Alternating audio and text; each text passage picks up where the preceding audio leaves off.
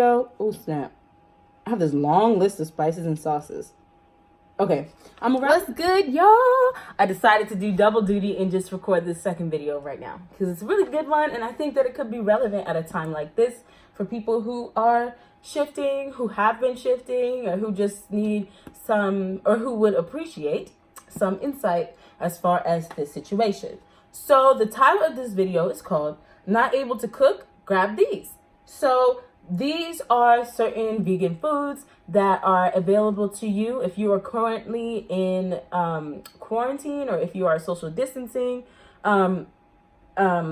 These are things that you can grab that are vegan. If you're not able to cook, there are certain circumstances that, perhaps not all of us consider. If you don't want to go out to eat, or if you don't want to pick up something to go, yet you don't necessarily have a full kitchen. So I wanted to start the video with a series of questions to kind of help you gauge. When I was a student, when I was living in a small apartment that did not have a kitchen, and when I lived in an apartment that did have a kitchen, I was able to navigate my lifestyle accordingly. And these are some tools that I gained, kind of navigating in the space of I knew what my values were, and I was trying to establish how I could enforce them while still living in this space. So the questions, number 1, do you have freezer space? That's one to consider. 2, do you have counter space? 3, do you have refrigerator space? 4, do you have mixing bowls and utensils? And 5, do you have a stovetop, rice cooker, Instapot, portable grill, anything like that that can be relied upon or, called in? So I would like for you all to consider those questions as you are listening to the rest of the video, because I did kind of want to assign certain meals to certain circumstances, but I also thought that if we gave like those set of questions to be considered as you're listening to this, and just to know that I'm considering these conditions and these circumstances as I'm providing this list, then I think we can each kind of walk away with something in our pocket. That's my intention anyway. So the first one, I would say freezer nuggets, like vegan freezer nuggets, Morningstar. There's like corn. There's what's the Gardein? There is, I don't know if Beyond Meat has made like unchick products. But yeah, so freezer nuggets, you can throw those in the microwave, you can throw those in the oven, and you can make a quick meal with that, You can also pair that with some fries. If you have an oven, you can stick those in the oven. But if not, you can probably put the fries in the microwave along with the nuggets. So the next one is bagged veggies. You can grab bagged Brussels sprouts, bagged broccoli, mixed veggies, asparagus, anything, and kind of just buy it in a bag to be steamed in your microwave. So you can either buy the freezer bags that just allow it to be easy. If you only have like a portable stovetop, you can just pour the vegetables into the stovetop, onto the pan, and easily prepare them. Or you can just pop them in the microwave. And some of these freezer vegetables, they have like ready in 2 minutes microwavable steamed vegetables that I know I definitely relied a lot upon when I was a student who did not have a kitchen. Mostly because I knew that I wanted to eat vegetables, but I didn't necessarily have the time to cook them. So I know one meal that I would make all the time is like sweet potato, black beans, and Brussels sprouts. And to me, that's good. I know that maybe not everybody would pair that combination, but you throw the sweet potato in the microwave, you throw the Brussels sprouts in the microwave, and then the black beans, I had a little portable stove pot. So I could just throw the black beans in there, warm them up real quick. I could have even just placed them in the microwave, So yeah, that's it with bagged veggies. The next one I want to say is instant rice or quinoa. This is another one that you can just pop in the microwave. And again, like if you have like some steamed bagged broccoli and some bagged like instant rice or quinoa, and say you have like a potato or something, or even some cauliflower, you can make that pair really easily. Or something that I used to do with the instant rice is get instant rice, avocado, plantain, and black beans. And my friend and I At the time we were dating, and we used to always call this the classic because we were both students who like were like wanted to eat. I know that I was vegan at the time, and we found that we ate a lot at the same time, so that was like our classic meal. It was quick, easy, and all that. The next one is pack like Indian cuisines that a Tasty Bite, I believe, is the name of the company. And you know, it's super convenient. Like you literally you place it in the microwave. It's about 90 seconds, I think, and it's like warm, delicious, like chana masala, or I'm not really sure what others I have gotten from there. Oh, they have like an eggplant dish, lentil. It's delicious, it's warm, very flavorful, and it can be done in like literally under 5 minutes. You pop the instant rice, pop the instant food, and it's literally warm and flavorful, which is what I love.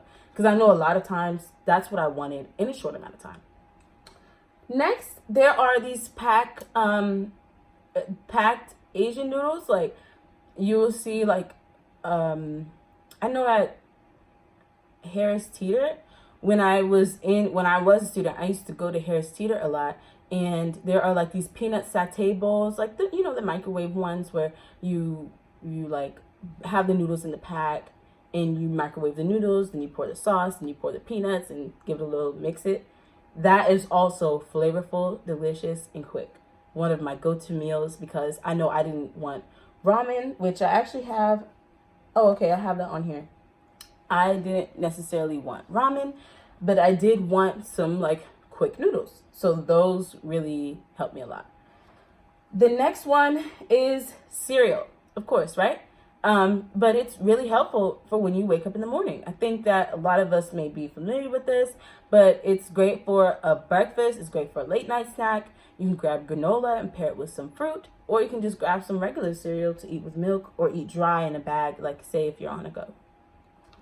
The next one is peanut butter and jelly. I know when I first started college, like my dad was like, peanut butter and jelly will be your staple. You will find yourself up with a peanut butter and jelly many a night. And he was not wrong. He was correct.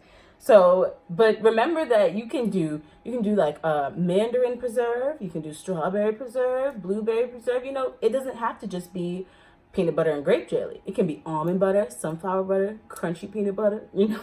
Sometimes you gotta like, it's really what you make it, and just like experiment within that realm. Whatever. PB&J.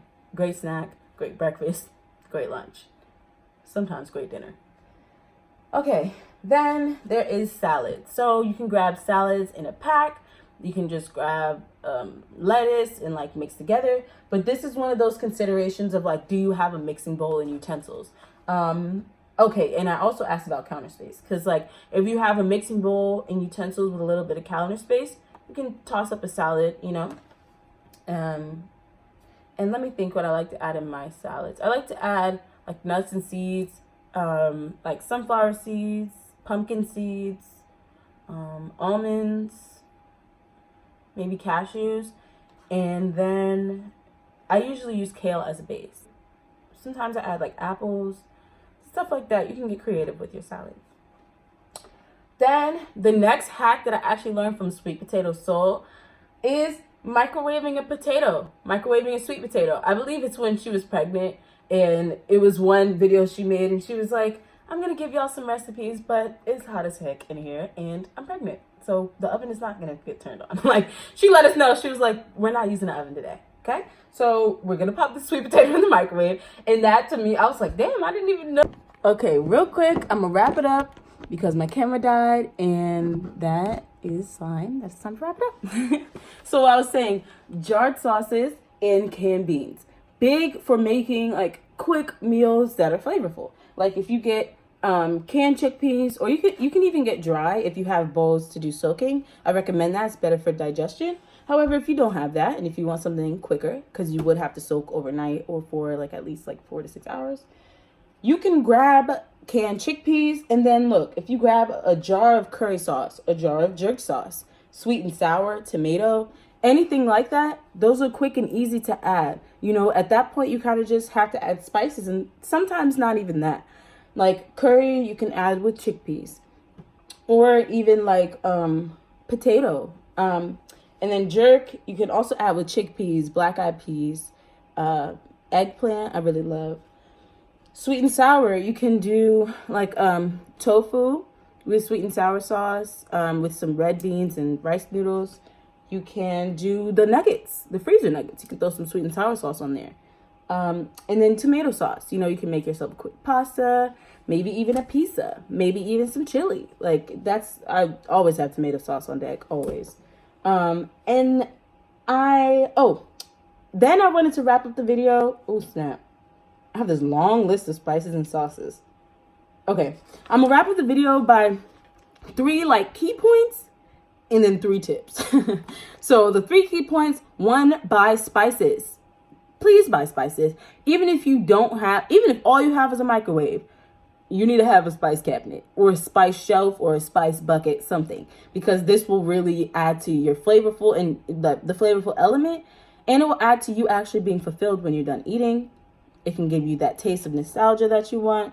Spices are so important. Next, mixing bowls. If you have an opportunity to invest in mixing bowls or grab some mixing bowls from a friend or family member or somebody who's giving them away, these are really helpful for just combining certain foods, for making a salad, or for like if you're making a curry something, like it's good for mixing. The next is a rice cooker. Now, having a rice cooker in college literally is what carried me over being vegan. It like single-handedly like facilitated me like allowing me to continue to be vegan while as a student, because of how much can be prepared in rice cookers and how little time they take. You know, I would go put on some like rice and beans and some vegetables, and then, you know, go like study for an hour or whatever. Because that's the other thing, like, now college is like a very small experience, but it's the one that I have to refer to. Like when you're feeling like, damn, I want to eat, and I want to eat something vegan, and I kind of want it to be nourishing because I'm going to be up for another 3 hours reading this book. But I don't want to take my mind off of this book because I might not come back. So that's when you go and you put some rice and some beans and whatever in the rice cooker, and then you come back an hour later, add some sauce to it, and enjoy. So, yeah. Okay, so those are my 3 key points. Now I'm going to move on to the 3 tips and get y'all out of here.